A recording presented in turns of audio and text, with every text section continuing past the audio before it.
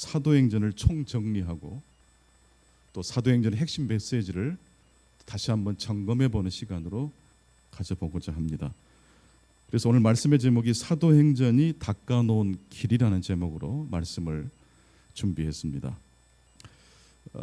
아주 저명한 목사님, 아주 신학적으로도 목회적으로도 아주 저명한 목사님 중에 존 스토트 목사님이라는 분이 계시는데, 그 존 스토트 목사님께서 사도행전 주석을 쓰시면서 그 첫 문장을 이런 문장으로 시작하셨습니다. 사도행전을 주신 하나님께 감사드리자. 저희들도 함께 이 문장대로 한번 해볼까요? 시작. 사도행전을 주신 하나님께 감사드리자. 그만큼 사도행전이 2000년 교회 역사에 미친 영향이 크기 때문입니다.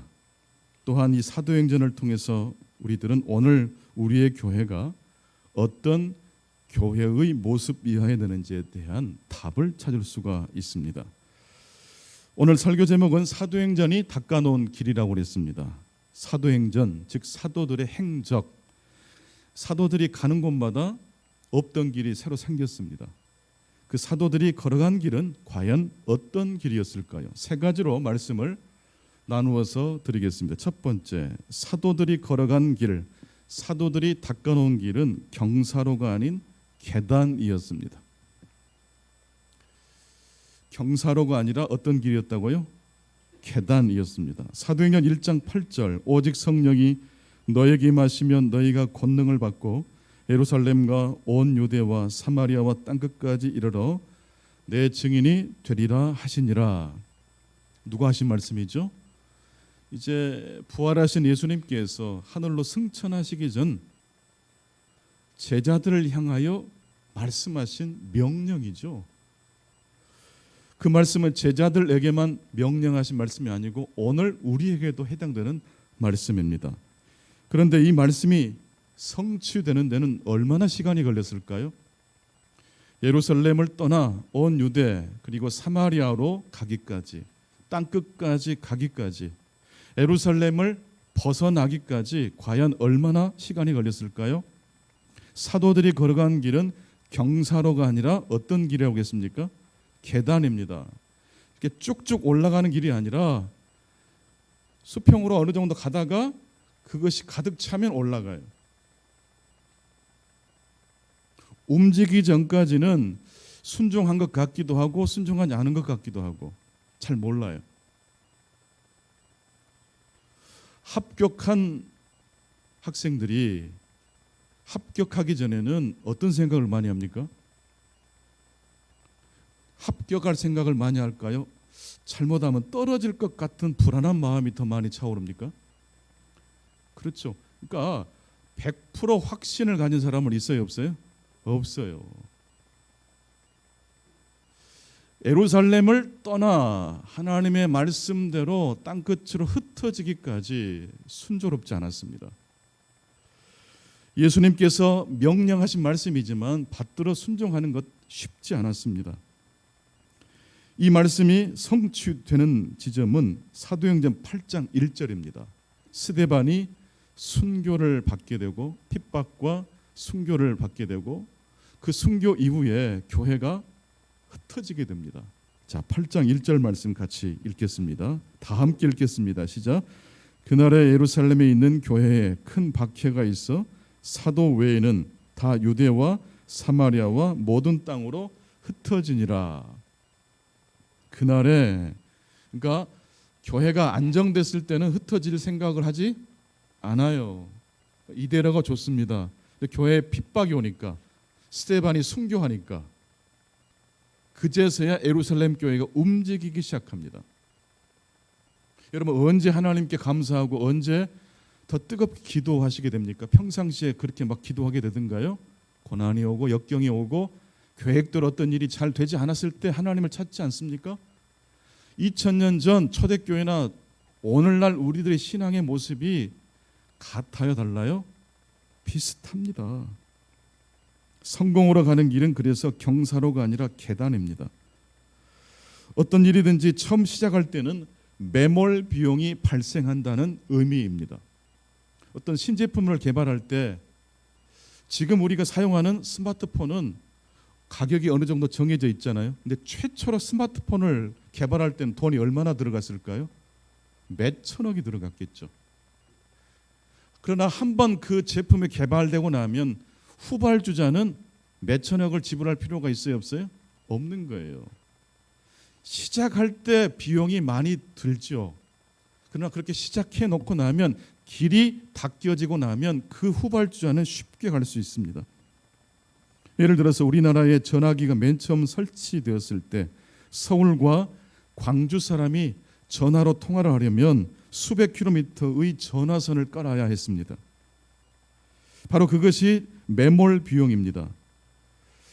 하지만 첫 번째 통화가 가능해지면 이미 깔아놓은 전화선을 이용해서 그 뒤에 수백 수천 통의 전화는 거의 비용이 들지 않고 저렴한 비용으로 쉽게 통화를 할 수 있습니까? 없습니까? 있습니다. 사도 베드로, 스데반, 바울 사도가 걸어갔던 길을 생각해 봅니다. 맨 처음 그들은 항상 쉬운 길로 간 게 아니었어요. 그들이 가는 길은 고난의 길이었어요. 매몰 비용이 담겨 있어요. 목숨을 걸고 그 길을 걸어갔던 것입니다. 하지만 사도들이 걸어간 다음에 닦여진 그 길을 뒤따라가는 사람은 훨씬 쉬워진 것입니다. 그렇게 해서 사도행전에서 출발한 복음이 어디까지 도착했어요? 대한민국까지 도착한 거예요. 그리고 가장 중요한 내 마음까지 도착했습니까? 도착하지 않았습니까? 도착했으니까 교회에 나와 계시죠. 그리고 서울에서 광주까지 전화가 개통되려면 공사가 몇 퍼센트 진행이 될 때 전화 통화 가능합니까? 90%입니까? 100%입니까? 그러면 10% 때도 전화 통화 안 됩니다. 99%까지 공사해도 전화 통화할 수 없습니다. 근데 10% 공사도 제로입니다. 99% 공사를 완료해도 전화 통화되지 않아요? 제로예요. 하지만 이 재료는 같아야 달라요? 달라요. 여러분, 우리 특히 청년들 열심히 준비하고 노력하는데 결과물이 없을 때 있어요, 없어요? 쉽게 실망하지 마세요. 저놈이나 나나 비슷하다고 생각하면 안 돼요. 수고한 만큼 쌓여요, 쌓이잖아요? 쌓여가는 거예요. 잠깐 급해서 기도하는 사람과 평상시에 깊은 기도로 믿음을 쌓아오신 분들은 달라요, 같아요? 같을 수가 없어요. 때문에 우리들이 이제 막 회사에 입사한 직원이 혼자서 능수능란하게 업무를 감당하려면 시간이 걸립니다. 오랜 시간, 숙련된 시간이 필요합니다. 때문에 일이 잘 되지 않는다고 해서 쉽게 낙심하면 될까요? 안 될까요? 안 돼요. 버텨야 돼요. 그 만시간 법칙을 버텨야 돼요. 사도들이 닦아놓은 길은 그러므로 경사로가 아니라 어떤 길이었어요? 계단이었습니다. 행복으로 나 있는 길 역시 경사로가 아니라 어떤 길이에요? 계단이에요. 두 번째, 사도들이 닦아놓은 길은 어떤 길이었습니까? 사도들은 보이지 않는 손이 인도하는 길로 따라갔습니다. 두 번째 말씀 같이 함께 한 목소리로 한번 따라서 해보시죠. 사도들은 보이지 않는 손이 인도하는 길로 갔습니다. 보이지 않는 손이 인도하는 길로 사도들이 걸어갔어요. 보이지 않는 손, 애덤 스미스라는 경제학자가 최초로 사용한 말입니다. 보이지 않는 손이 있대요. 시장에서 물건의 가격은 누가 결정하나요? 보이지 않는 손이 결정한대요. 너무 터무니없이 비싼 값을 매겨놓으면 사람들이 사지 않아요. 너무 싸게 덤핑을 해도 주변의 가게들이 화를 내요. 그래서 적정한 가격을 매기게 되는 거예요. 누가 결정합니까? 시장이 결정하고 공동체가 결정하는 거예요. 이게 바로 보이지 않는 손이 결정한 것이다. 저는 저희 동네 미용실에서 머리를 깎는데요. 12,000원입니다. 근데 어떤 데 가면 더 비싸기도 하더라고요. 12,000원이라는 이 가격은 누가 결정했다고요? 보이지 않는 손, 시장이 결정한 거예요. 제가 미용실 원장님께 이렇게 물가도 올랐는데 더 올리세요 했더니 안 올린대요. 나름대로 그 의미가 있고 뜻이 있다는 걸 느꼈어요. 그러면서 하시는 말씀이 남자 머리 커트한다고 해서 돈 많이 버는 건 아닙니다 그러더라고요. 근데 왜 커트를 하실까요? 왜 머리를 깎으실까요? 여러분, 돈이라는 건요, 귀중합니까? 귀중하지 않습니까? 정말 귀중한 거예요. 1원 한 장도 다른 사람에게 줄 수 있나요? 없어요. 그런데 12,000원이라는 제가 가격을 그 원장님께 드리면서 속상해하지 않습니다. 왜냐하면 그 원장님의 그 머리 깎는 솜씨가 12,000원보다 훨씬 높아요. 갈 때마다 제가 행복해요. 깎고 나면 더 행복해요. 그분은 단순히 머리를 깎는 게 아니라 한 사람의 마음을 행복하게 했어요. 저와 같은 사람이 우리나라에 몇 명 있어요? 5천만 명. 5천만 명이 머리를 깎고 나면 행복지수가 어떻게 돼요? 엄청나게 올라가요. 마찬가지 여러분들 예배를 드리고 가면 행복해지시죠? 마음이 어두웠다가도 밝아지시지 않습니까? 행복해지신 줄로 믿습니다.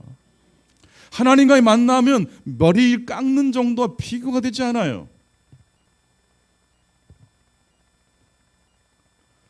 우리 예수님께서도 보이지 않는 손에 대해서 말씀하셨어요. 마태복음 4장 4절 말씀. 마태복음 4장 4절 말씀 우리 유치아동부 함께 읽어볼까요? 시작.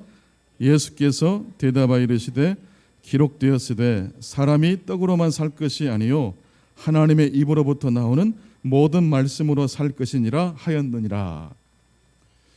떡이 우리의 삶에 일용할 양식이 필요함지요. 여러분, 밥 먹지 않고 살 수 없잖아요. 옷 입어야 되잖아요. 자동차도 타야 되잖아요. 스마트폰도 있어야 되잖아요. 이게 떡이에요, 떡. 예수님은 두 가지 떡을 말씀하시면서 두 가지 떡 다 소중하다고 말씀하셨어요. 그렇다면 이 떡을 만드시고 떡이 필요하다고 말씀하신 하나님이 시장을 통해서 공동체 속에서 적정한 가격으로 빵값이 결정되고 머리 커트값이 결정되는 것을 우리 하나님께서 다 계획하신 겁니까? 안 하신 겁니까? 하신 것이죠. 전도서 9장 1절에 보게 되면 성공할지 실패할지 사람들은 알 수 없지만 성공과 실패가 누구 손 안에 있다고 그랬어요? 하나님의 손 안에 있대요. 여러분, 어떤 물건이 왜 잘 팔릴까요? 시장에 적정한 가격으로 나왔기 때문이에요. 품질이 또한 우수하기 때문이에요.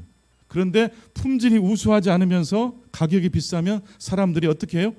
선택하지 않아요. 선택하지 않아요. 여러분, 이 세상에 많은 교회가 있지만 어떤 교회는 잘 되는 교회가 있어요, 없어요? 있어요. 어떤 교회가 은혜가 있어요. 왜 그럴까요? 이유가 있는 거예요. 사람들이 선택할 때는 이유가 있어요. 보이지 않는 손, 그 원리를 통해서 우리는 교회도 잘 섬길 수 있고 내가 다니는 직장도 사업도 잘 경영할 수가 있습니다. 무엇보다도 우리 인생을 멋있게 경영할 수가 있습니다. 올 한 해도 여러분들은 성공만 하셨나요? 실패도 하셨나요? 실패도 하셨죠. 그 성공과 실패를 통해서 우리는 하나님의 보이지 않는 손을 경험하는 거예요. 이렇게 하면 안 되는 거구나. 이렇게 했더니 하나님이 은혜를 주시는 거구나. 되는 일에는 더 열심히 충성을 다하실 수 있기를 축복합니다. 미끄러지고 넘어진 자리를 통해서는 이렇게 하면 안 된다는 하나님의 사인을 읽어내실 수 있기를 축원합니다. 서두에서 말씀드렸던 것처럼 돈은 굉장히 필요한 것이고 소중해서 아무에게나 주지 않습니다. 부모 자식 사이에도 돈 관계는 정확해야 합니다. 그래서 저는 12,000원을 아무에게나 주지 않아요. 저 머리를 깎아주는 원장님께 갖다 바칩니다. 그리고 항상 남는 장사라는 생각을 합니다. 머리를 깎고 나고 머리를 감고 나면 그렇게 예뻐 보일 수가 없어요. 그렇게 기분이 좋을 수가 없어요. 물론 한 2주 정도 지나면 다시 머리가 지저분해지기 시작합니다. 다시 또 갑니다. 갈 때마다 아깝다는 생각을 해본 적이 없습니다. 미용사의 평범한 행동이 사실 우리 사회의 행복 지수를 더 높이고 있습니다. 여러분의 직업을 통해서 누군가에게 행복을 끼치고 있다는 생각을 하실 수 있기를 축원합니다. 예배라는 것은요, 주일날 이렇게 예배당에 와서 드리는 예배가 있고 일상의 삶을 통해서 하나님께 드리는 예배가 있어요. 저는 직업이 목사이기 때문에 주일날 설교하고 성도들을 신방하고 양육하는 일을 통해서 성도들을 행복하게 해요. 여러분들은요, 교회를 잘 섬길 수 있도록 파울로 해주시고 삶의 자리에서 주어진 일을 멋스럽게 시장의 가격에 합당한 만큼 받은 월급보다 조금 더 열심히 하실 수 있기를 축원합니다. 그런데 만약 제가 갑자기 설교를 그만두고 저희 동네 원장님께 찾아가서 제가 내일부터 이 자리를 제가 지키겠습니다. 제가 머리를 깎을 테니까 당신은 충관교에 오셔서 설교를 좀 해주십시오라고 하면 어떻게 될까요? 그때는 혼돈이 찾아옵니다. 보이지 않는 손은 가격을 책정해 준다는 뜻이고, 두 번째는 적재적소에 우리들이 무엇을 해야 될지 알려준다는 의미이기도 합니다. 그렇죠? 하고 싶은 일이 아니라 돈 되는 일을 하실 수 있기를 축원합니다. 그 돈을 우습게 여기면 안 돼요. 그 돈을 통해서 우리는 내가 존재감이 있는 사람이구나, 누군가에게 유익을 주는 존재이구나. 바울 사도는 사도행전을 보니까 텐트 메이커로 살았어요. 가죽을 잘 만지고 가죽을 세공하는 직업을 가졌어요. 그것을 통해서 먹고 살았어요. 바울 사도가 가죽을 만지고 제품을 만들었을 때 여러분 상상해 보세요. 팔렸을까요? 안 팔렸을까요? 잘 팔렸을 거라고 봐요. 왜 바울이 만든 가죽 제품이 잘 팔렸을까요? 보이지 않는 하나님의 손을 생각했기 때문이에요. 이렇게 만들고 저렇게 만들지 말아야지만이 소비자가 선택할 거야.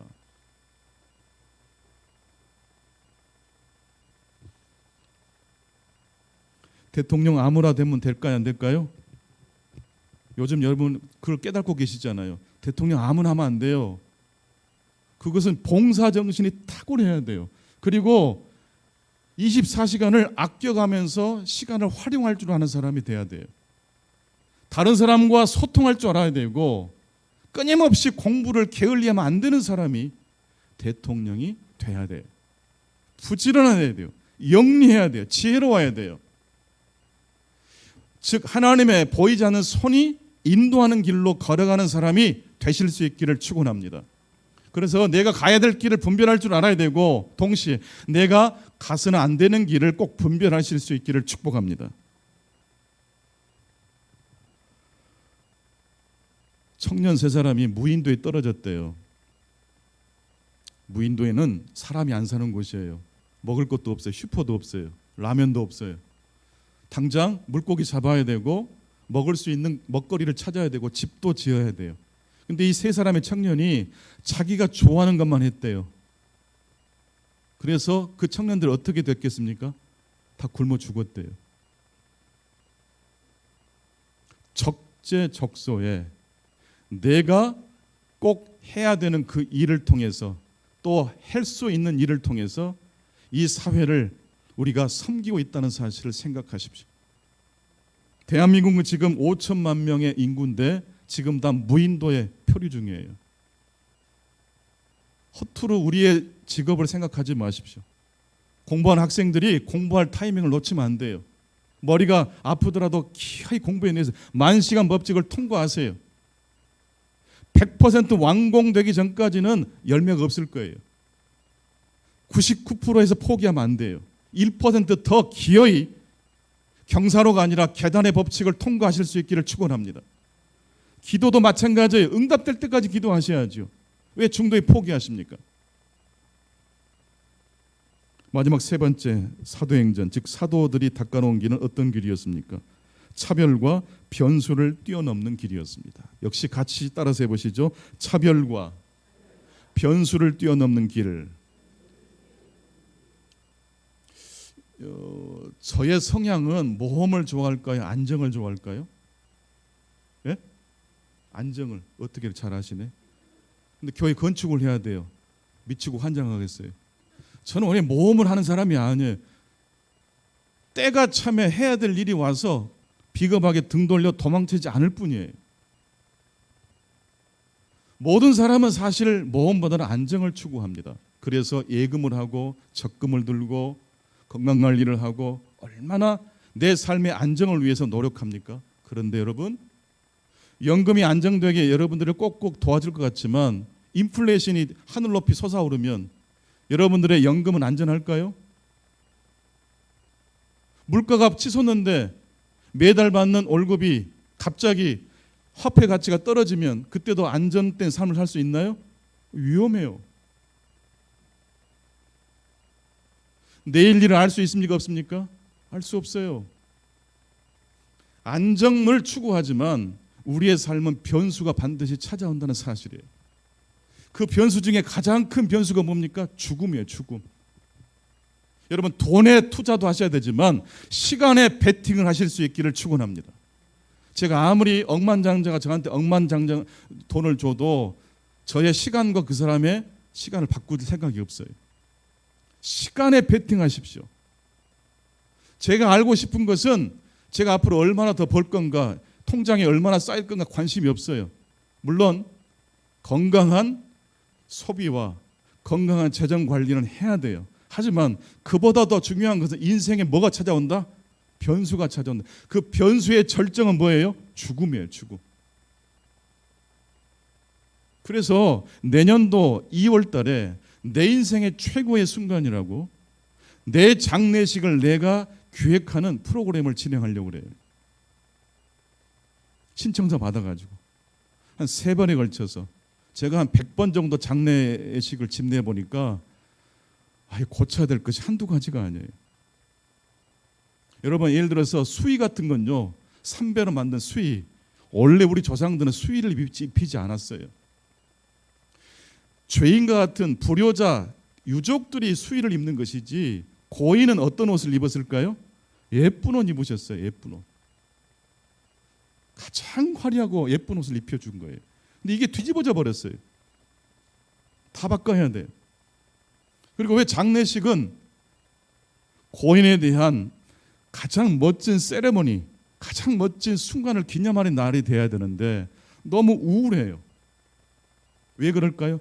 내 장례식을 내가 준비하고 디자인하지 않았기 때문이에요. 시간에 베팅하실 수 있기를 주님의 이름으로 축원합니다. 그러면 인생이 바뀌어요. 안정을 추구하면서 동시에 변수를 우리는 대비해야 돼요. 쿠데타가 일어날 줄 누가 알았겠습니까? 내일, 모레, 내년이면 또 얼마나 안정된 일이 우리를 찾아오겠습니까? 동시에 얼마나 예측 불가능한 일이 찾아오겠습니까? 그런데 우리 믿음의 사람들에게는요, 변수와 예측 불허한 일을 뛰어넘을 수 있는 하나님이 함께 하십니다. 예를 들어서 제가 다른 건 부족해도 변수에 좀 강해요. 변수라는 것 아시죠? 호랑이가 나타날 때 있잖아요. 다니엘에게는 누가 나타났어요? 사자가 나타났잖아요. 이때 다니엘이 죽어요, 안 죽어요? 안 죽어요. 사자 밥이 되지 않아요. 호랑이 꼬리를 밟아도 물리지 않는 사람이 되실 수 있기를 축원합니다. 질병이 와도 죽지 않아요. 왜냐하면 사명자는 사명을 다하기까지 뭐하지 않으니까, 죽지 않으니까. 선포하시기를 축원합니다. 마지막 하나님이 부르실 때까지 청년들 되시기를 축원합니다. 여러분이 하는 모든 행동 하나가 누군가에게 행복을 주는 일이에요. 왜 사람들은 분노하고 짜증을 낼까요? 그 상황을 내가 통제하지 못했다고 생각할 때 분노가 나온대요. 근데 여러분, 염려를 여러분들 제거할 수 있나요? 염려가 없는 사람은 누구밖에 없어요? 신밖에 없어요. 왜 근데 교회 와서 염려를 제거하려고 하세요? 염려를 견디게 해달라고 기도하시기를 축원합니다. 염려가 없는 사람은 자기가 신이 되려는 사람이에요. 그렇게 될 때 종교는 아편이 되는 거예요. 아프지만 힘들지만 견디도록 하나님이 이 예배를 통해서 은혜를 부어주실 줄로 믿습니다.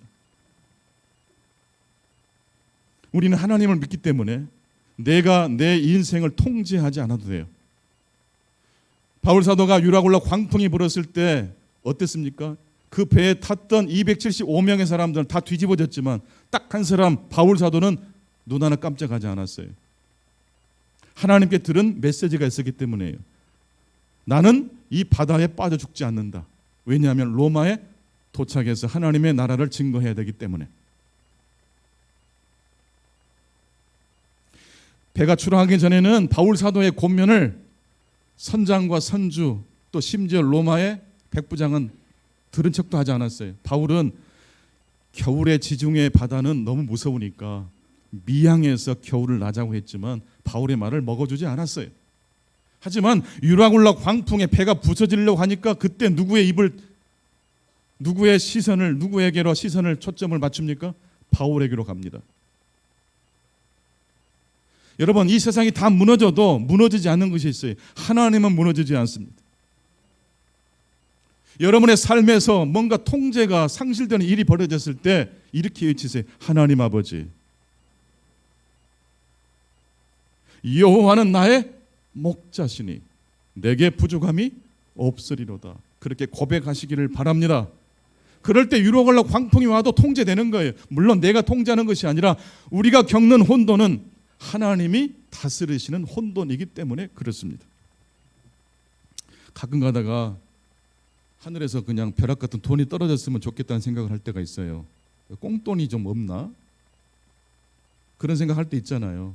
근데 네덜란드라는 나라는 사면이 바다고 이게 지표면이 바다보다 낮기 때문에 너무너무 어렵게 살아가는 나라입니다. 자원도 없고. 근데 수십 년 전에 네덜란드 앞바다에 석유가 터졌어요. 난리가 났죠. 꽁돈이 하늘에서부터 떨어진 거예요. 그래서 네덜란드가 어떻게 됐게요? 축복인 줄 알았는데 석유가 문제가 됐습니다. 저절로 솟아나는 석유를 팔면 되는데 굳이 아침부터 저녁까지 일할 필요가 있겠는가? 국민들이 게으름을 피우기 시작했어요. 원래 네덜란드는 제조업이 강점이었거든요. 배도 잘 만들고. 근데 어려운 일, 귀찮은 일을 안 하기 시작했어요. 그래서 네덜란드가 어떻게 됐을까요? 그렇게 자랑스럽게 여겼던 제조업이 쇠퇴하게 됐어요. 사람들은 석유를 팔아 번 돈을 의지하면서부터 노동 열정이 상실되고 말았어요. 지금 우리나라가 좀 그렇죠? 어려운 일을 안 하려고 그래요.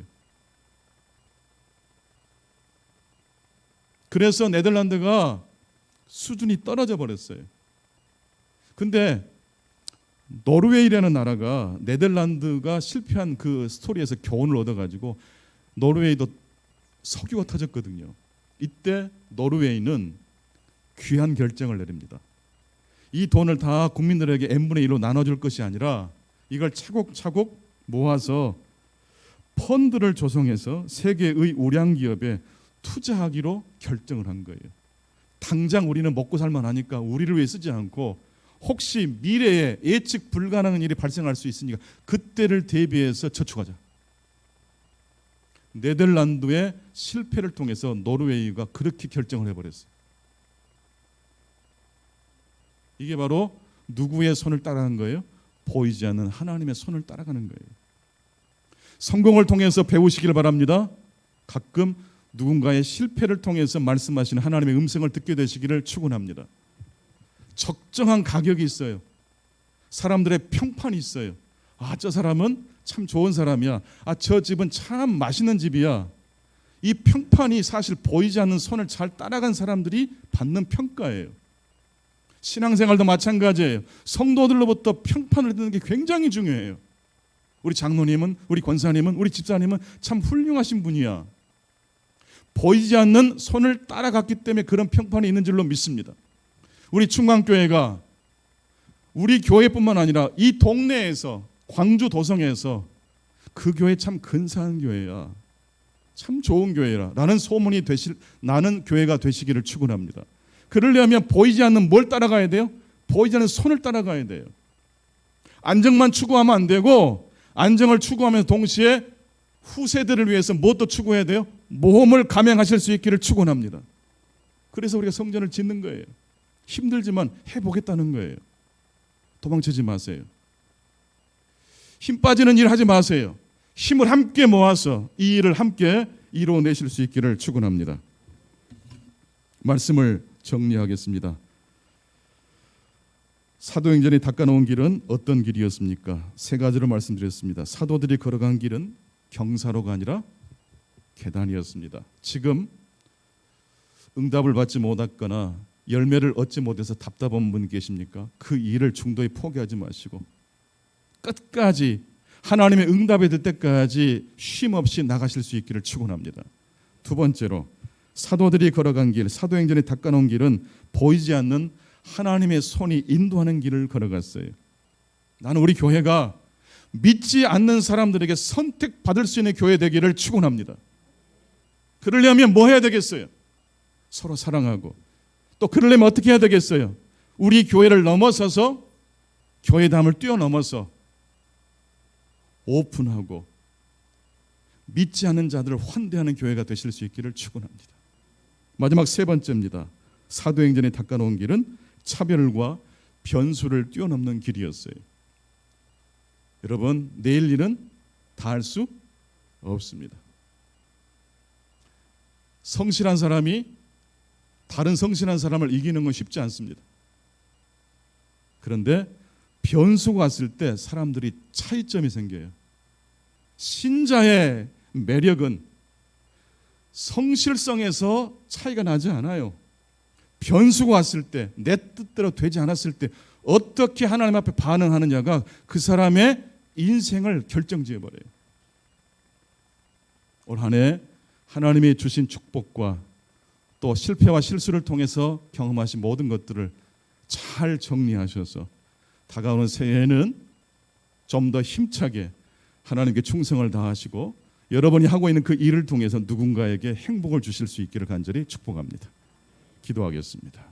하나님 아버지, 올 한 해도 하나님의 은총 가운데 살게 해 주셔서 감사합니다.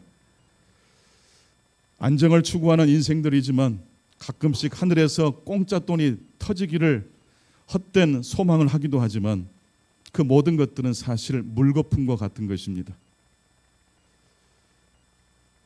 우리의 삶의 자리에서 내게 주어진 그 작은 일들을 최선을 다해서 하게 될 때 누군가에게 행복을 주고 있다는 사실, 그 일을 통해서 하나님의 보이지 않는 손을 따라가는 그 일을 우리의 삶의 자리에서 실천할 수 있도록 도와주옵소서.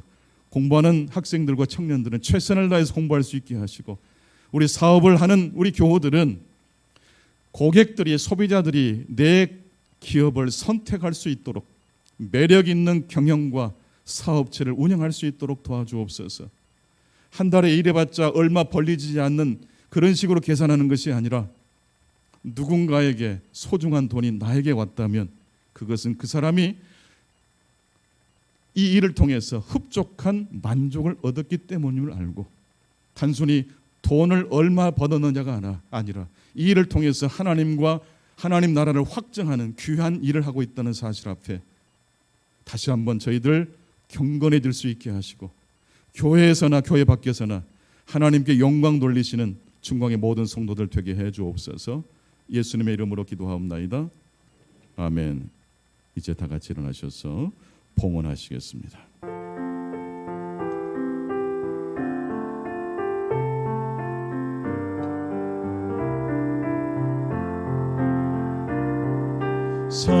사랑의 나눔 있는 곳에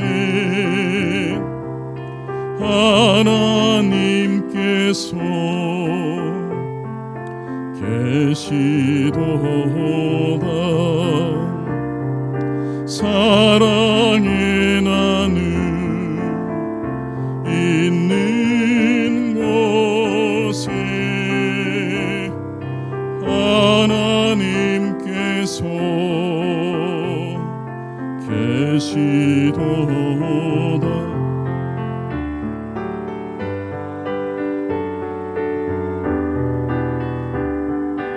있는 곳에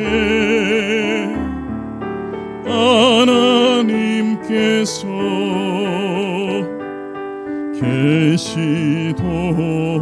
계시도다. 우리 모두 가슴에 두 손을 모으시겠습니다. 하나님 아버지, 이 시간 특별히 간절히 기도하옵기는 큰 사고로 인하여 귀중한 생명을 잃고 또 안타깝게 비통한 소식을 접한 가족들, 이 시간 하나님께 올려드리오니 저들 한 사람 한 사람을 하나님의 거룩한 손으로 만져주시옵소서. 하나님 아버지, 대한민국 5천만 명이 사실은 무인도에 표류되어 있는 것과 같습니다. 각자 자신이 가장 잘할 수 있고 사람들로부터 인정받을 수 있는 그런 일들이 모아져서 이 나라가 안정된 나라, 변화를 뚫고 미래를 대비할 수 있는 나라로 살아왔습니다. 잠시 잠깐 멈춰버린 대한민국, 그러나 이 일로 인해서 우리의 인내력과 우리의 실력이 더 검증되는 기간이 되게 하시고 이기적인 목소리를 잠시 내려놓고 우리 모두가 함께 상생할 수 있는 거대한 스토리에 다시 한번 우리 대한민국 백성들이 승선할 수 있도록 도와 주옵소서. 하나님 아버지, 하나님 아버지, 인생은 변수가 많습니다. 예측 불허입니다. 유라굴로 광풍이 불어닥칩니다. 이럴 때 바울 사도가 그랬던 것처럼 여호와 하나님을 붙들고 나아가게 도와주옵소서.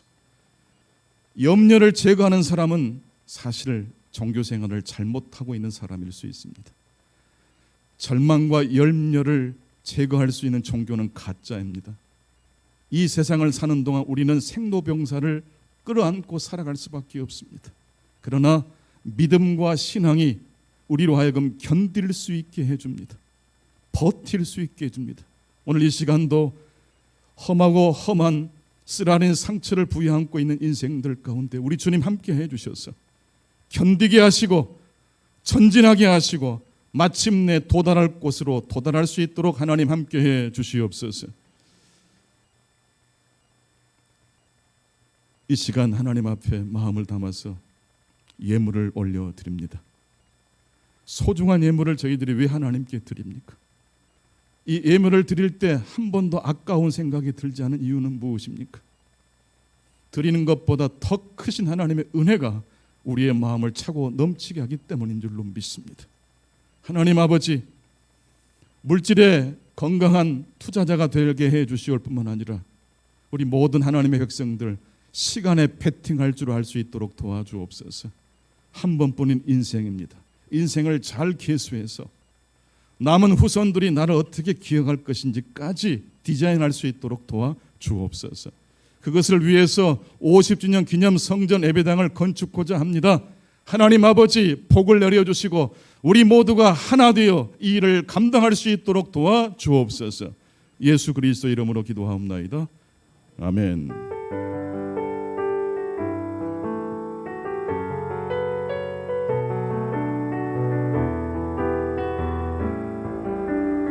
선하신 목자, 선하신 목자, 나를 사랑하는 분, 주 인도하는 곳 따라가.